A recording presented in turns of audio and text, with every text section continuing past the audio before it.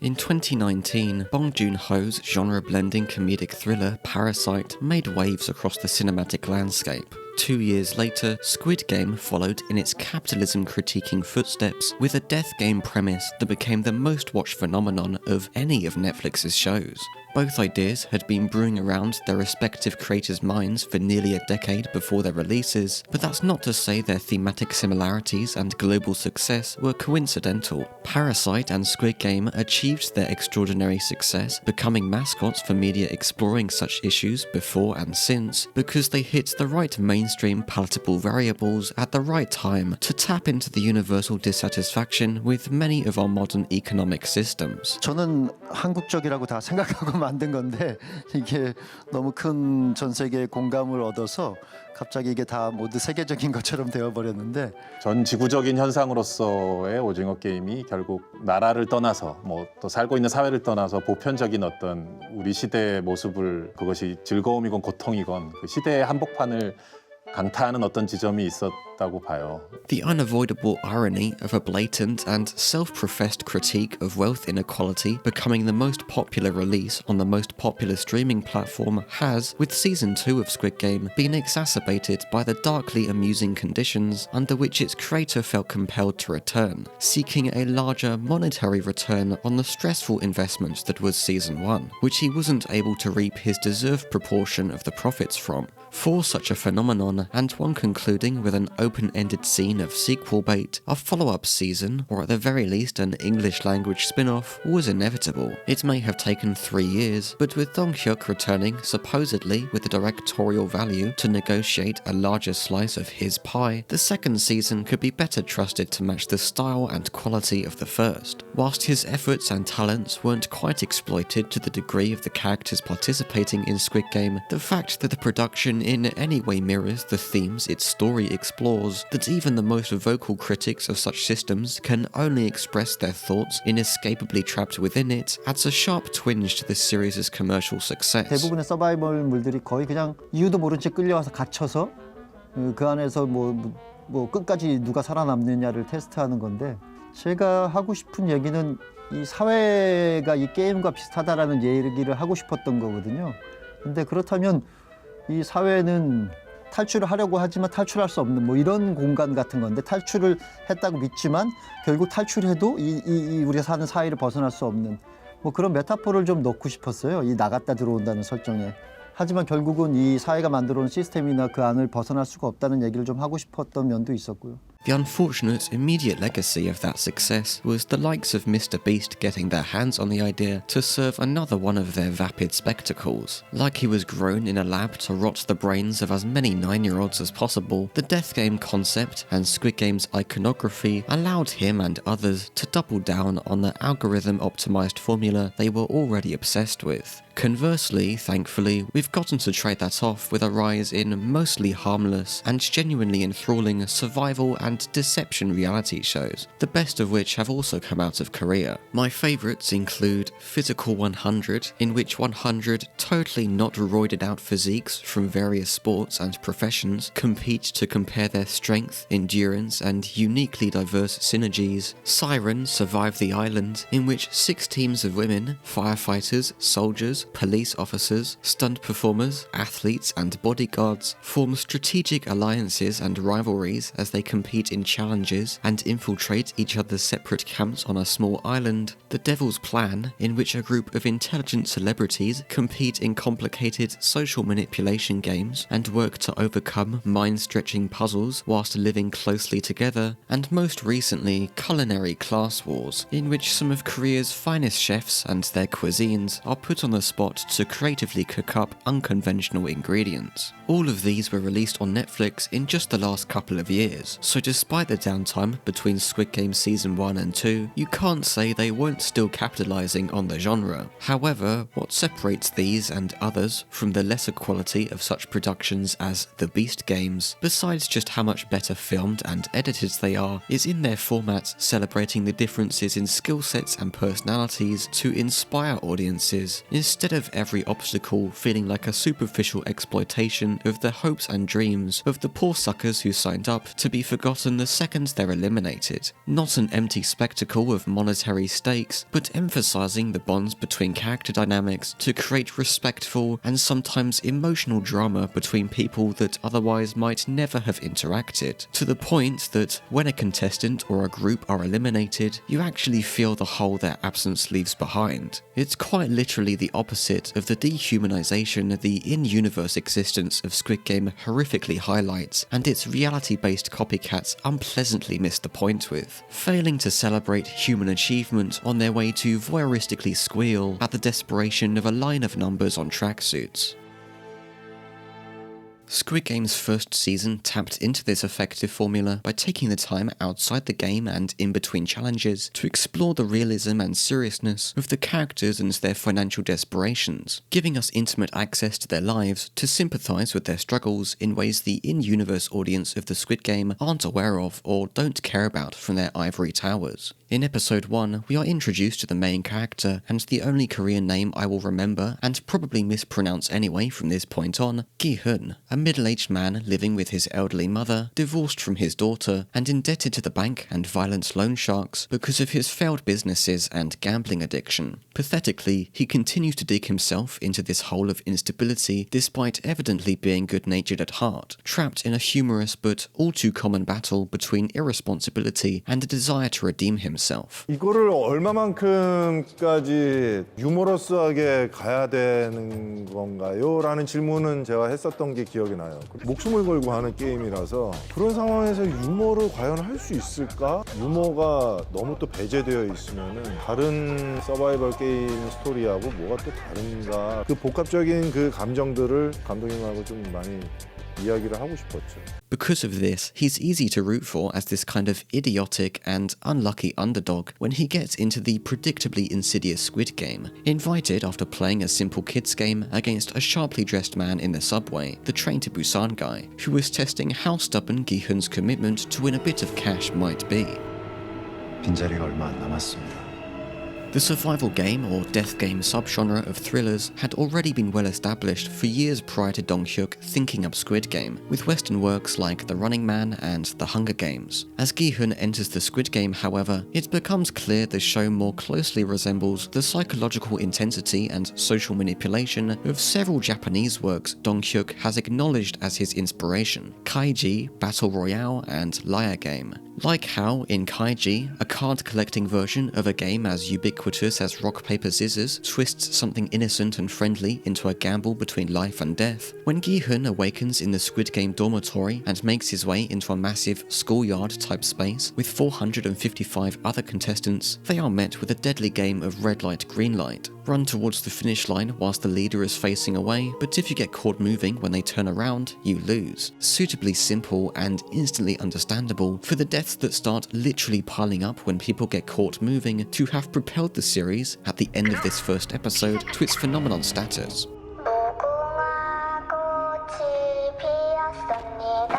A shocking climax to the pilot episode of a show about a mysterious game show, executed well enough to deserve the word of mouth it spread. The juxtaposition of the violent massacre and the jazzy Fly Me to the Moon accentuating the haunting, emotional detachment and even enjoyment of the leading figure observing from his control room. Fly me to the moon and let me play among the stars. That song in particular reminding me of the end credits of the anime series Neon Genesis Evangelion, its calmness used there to the similar effect of contrasting the dark and unsettling contents of the story.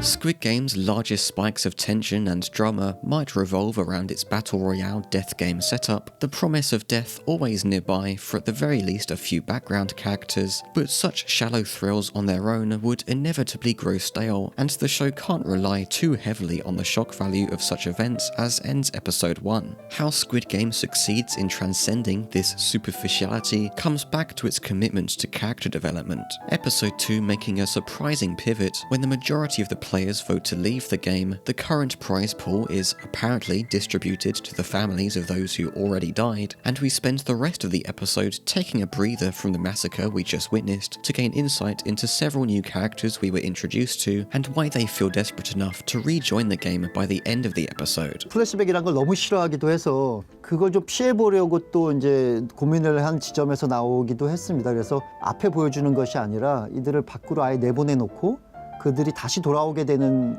상황을 보여주면서 그들이 어떤 상황에 처해 있는 사람들인가를 소개해주는 그런 에피소드 2가 있었기 때문에 우리 보는 관객 입장에서는 그 주요 인물들과 어떤 마음을 나눌 수 있는 어떤 기회가 있었던 거고 그걸 바탕으로 해서 에피소드 6에서 이제 깐부 에피소드가 펼쳐지기 때문에 걷잡을 수 없는 폭발력이 생겼던 것 같아요. 6부에서는. In episode 3, the game continues where it left off for those who returned, and from here on doesn't stop until the main character is the last man standing, featuring plenty of downtime in between challenges to further expand on this small cast of characters and the alliances and rivalries that affect the outcome of the challenges, many of them representing the variety of those who might struggle or lose their way in society to the point of participating in something so insane. The gambling addict, the exploited immigrant, the North Korean defector, the ex-convict abuse victim, the gifted student turned failed investor, the gangster, the nut job, the elderly, etc. Meanwhile, however, we must follow a considerably weaker side plot of a police detective's undercover infiltration of the game, looking for his brother and getting involved in a secret organ harvesting side gig some of the pink soldiers are running behind the backs of the others. The whole investigation feels narratively and thematically disconnected from anything actually involving the game, and concludes with the brother the detective is looking for revealing himself to be the commander of the Squid Game, played by a famous enough Korean actor that, if this plot wasn't going to continue in a follow-up season, could get away with just being a cameo. 조노는 원래 제가 영화 대본을 썼을 때는 없었어요. 게임 넣기도 2시간이 벅차서 근데 이걸 시리즈로 만들기로 하고 생각을 했을 때 좀 더 많은 이야기를 할 수 있는 이제 자유가 주어져서 생각을 해낸 캐릭터입니다. As far as Season 1 is concerned, this whole side plot feels superfluous because it is, added to pad out the story after it was turned from a film to a series, and the depravity of the organ harvesting adding little tension or character to the twisted creepiness the pink soldiers and this mysterious Squid Game operation are already thoroughly presented with. If anything, it detracts from their mysteriousness, as the organ harvesting occurring in secret at all suggests those in command aren't as methodically controlling of the operation as they should be. Unfortunately, other contrivances that occur between players and the inconsistencies between the pink soldiers also suggest the operation isn't quite up to snuff. For instance, the crazy lady smuggles in cigarettes and a lighter, and whilst she's smoking in a bathroom stall, the North Korean girl comes in and climbs up and across a ventilation shaft to spy on some pink soldiers cooking up the biscuits used in the next challenge. Both convenient, given the amount they seem to prep the contestants whilst they're unconscious, and all the cameras watching them at all times. Why would the Squid Game people care for toilet privacy? The lighter even goes on to be used to cheat in that biscuit cutting challenge, despite the frontman's adamance the challenges remain as fair as possible. His morally reprehensible belief in the game, expanded on in Season 2, relies on this fairness being upheld, even killing pink soldiers for violating the rules they must abide by, whether it be they're taken hostage and their face revealed, 우리가 누군지 알게 되면 죽는다. or they gave hints to a doctor contestant who was harvesting organs for them. He doesn't care if they were selling or eating the organs, just that they 이곳에서 가장 중요한 걸 망쳐놨어. 평등이야.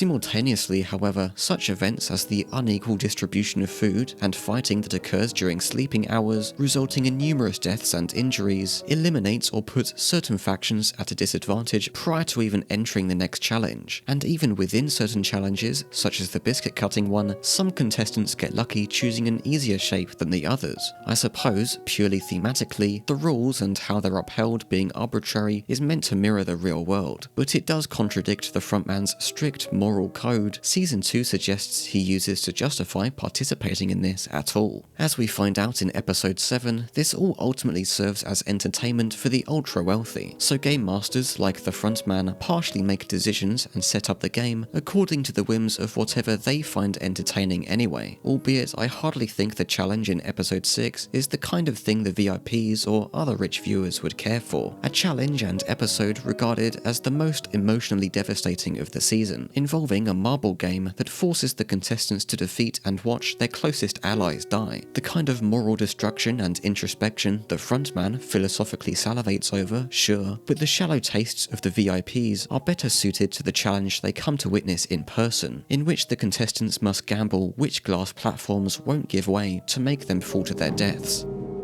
Oh, wow, it's bigger. Yeah, a lot bigger. The VIPs coming to watch part of the game and having different priorities as its creators is fine, but their portrayal in Episode 7 is so unanimously considered the worst part of the season that I'm sure it's at the top of the list of things they'd love to retcon. Oh, it's such a beautiful number, 69. Oh, you dirty dog. Their presence made a constant farce by ham-fisted performances that already stick out like a sore thumb because they're speaking English, and cartoonishly over-the-top dialogue and personalities that undermine the seriousness of the frontman and the horror of the challenge they're witnessing.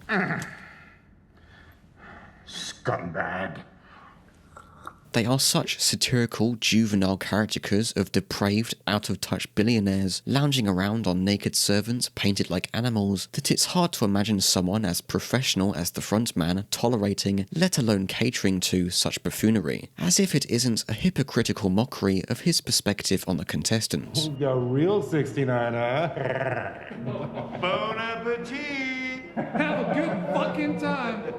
The three contestants who survive the glass jumping challenge eat an extravagant dinner before they are given knives. North Korean girl, probably also the fan favourite character, was unlucky enough to have already been injured by a shard of exploding glass, and when Gi-hun tries to get help for her dying of blood loss, his friend takes the opportunity to kill her and ends this challenge. Gi-hun is upset at his friend, but during the final challenge of the literal Squid Game we were exposited the rules of at the start of episode 1, he can't bring himself to kill him, so his friend stabs himself in the neck, and the game ends there, with Gi-hun as the winner of some absurd amount of money he's too depressed and guilty to do anything with after being dumped back in civilization, where he finds his mum has died in his absence.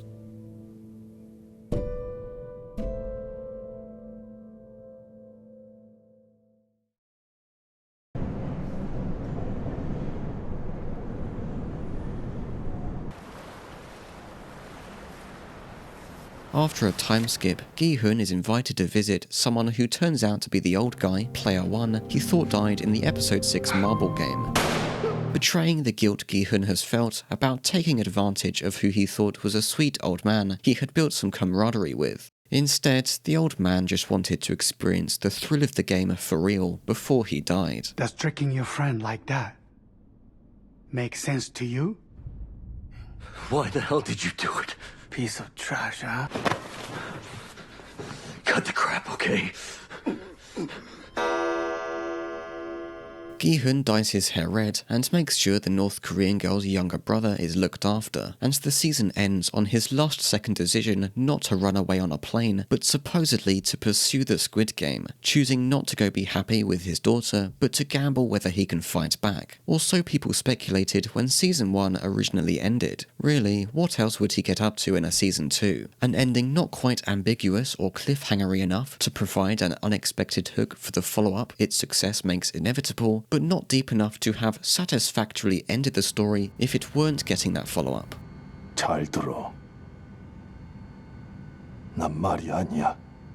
For something so instantly popular, this first season is suitably okay, delivering a solid premise with memorable design and broad appeal, but failing to make me care for its plot and characters as much as would be necessary to make up for the challenges themselves being lackluster. The whole thing was just a bit too familiar for me. Squid Game's greatest contribution to the media landscape, opening the door for mainstream audiences to watch more South Korean and other foreign language media, the coinciding increase in views on my bitter Sweet Life video a likely testament to that. Yeah, I mean, a lot of burdens on my shoulder now. So, and a lot of people ask me, how are you gonna top the season 1? I'm not trying to top season 1. I'm just trying to make the best season 2.